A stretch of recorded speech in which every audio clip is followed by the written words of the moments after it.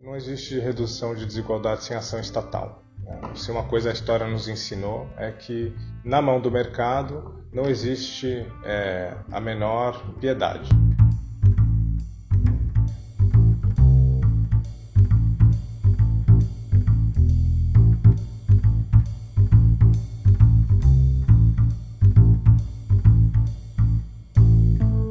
Rafael, como a gente chegou num ponto em que 5 pessoas possuem a mesma renda que 100 milhões de brasileiros? Olha, o Brasil tem um histórico muito profundo que explica as desigualdades atuais, né? A gente é o último país a acabar com a escravatura, somos um dos únicos que não fez uma reforma agrária, e isso explica boa parte das desigualdades estruturantes no Brasil.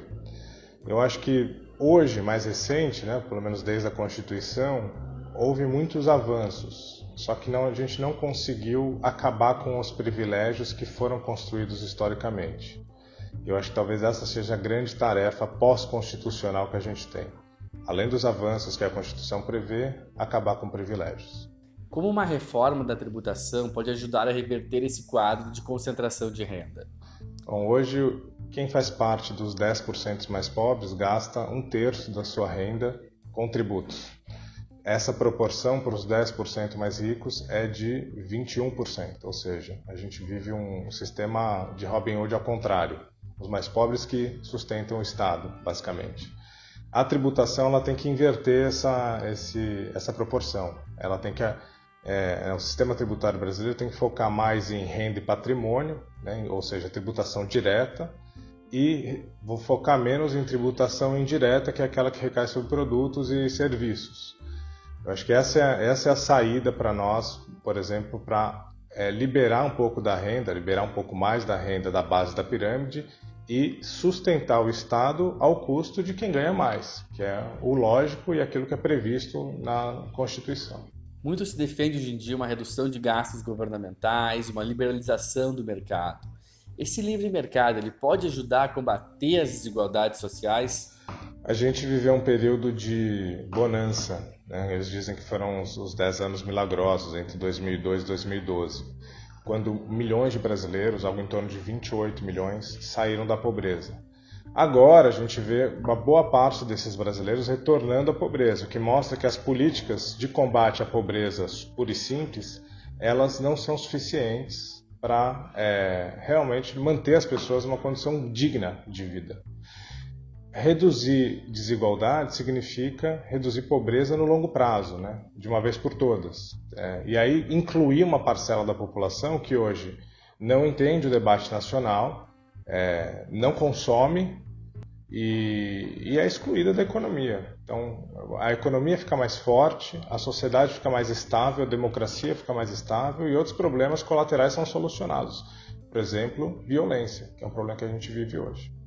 Quais são os gastos sociais que mais influenciam na redução de desigualdades? Então, os estudos aplicados mais recentes mostram que os gastos que conseguem fazer isso são aqueles em saúde e educação, sobretudo. Existe uma boa participação dos gastos previdenciários, porque a previdência do INSS, né, o regime geral da previdência, ele é progressivo, ele atende mais a quem mais precisa. Existe um problema de concentração de gasto da Previdência no setor público, sobretudo por conta das mega pensões. Então isso é um problema a ser solucionado. Outros gastos sociais que são muito menores no orçamento, por exemplo, o Bolsa Família, são importantes para a pobreza. Não são decisivos para a desigualdade, mas são gastos que têm que ser mantidos pela sua função de retirar as pessoas da pobreza.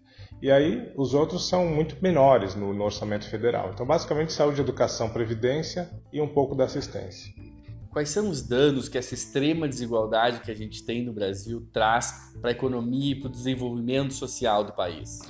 Olha, não existe redução de desigualdade sem ação estatal. Se uma coisa a história nos ensinou é que na mão do mercado não existe a menor piedade. Quem fica na base, está na base e pronto.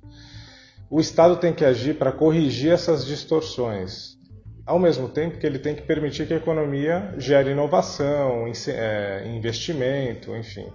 não são excludentes. Eu acho que a gente teve períodos na nossa história em que políticas econômicas mais liberais se combinaram com políticas sociais com intervenção estatal forte.